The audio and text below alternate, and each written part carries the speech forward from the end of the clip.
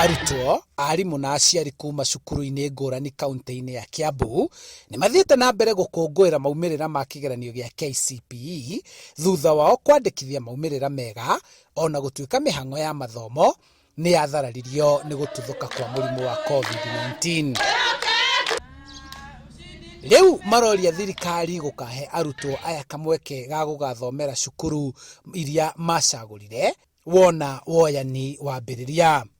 Hĩndĩ ĩrĩa ciana cia cagũra mathukuru kũringana na format iria makoragwo macagũrĩte first choice, second choice, third choice, nĩ wega korwo thirikari no ĩrũmĩrĩre mũtaratara ũcio, mwana miss first choice akaheo second choice tondũ nĩyo acagũrĩte, kana third choice, no agatiga kũrutwo tuge for example nĩ wa gũkũ Kiambu agaikio Gĩthumo na rĩngĩ ndacagũrĩte thukuru ĩyo. Koguo hau no twende kũrora mũno tondũ rĩngĩ sometimes nĩ hakoragwo na thĩna.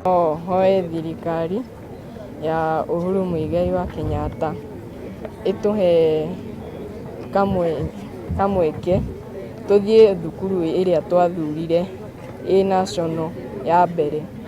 Kahinda-inĩ kau maugĩte gũcenjia gwa karenda ya mathomo kũrũmĩrĩra gũtuthũka kwa mũrimũ wa COVID-19, arimũ marauga maya gũkaritũhĩrwo kũharĩrĩria arutwo a kĩrathi kĩa mwaka ũyũ wa 2021. Tũkoretwo tũkĩrora ũteithio kuma kũrĩ aciari, na no njokeria aciari a cukuru ĩno ngatho tondũ nĩ merutĩire mũno.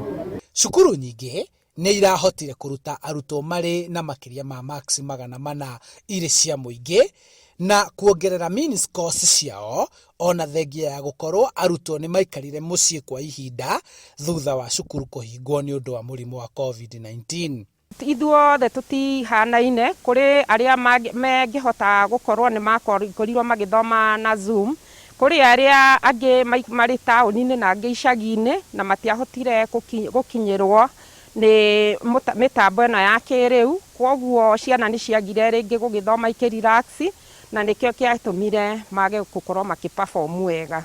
The Lord saw that we needed more time to prepare and we were gifted with more time, and even those 7 months that we stayed at home, I was able to utilize the time well, to use it well and to sharpen my skills in composition writing and insha writing and revising.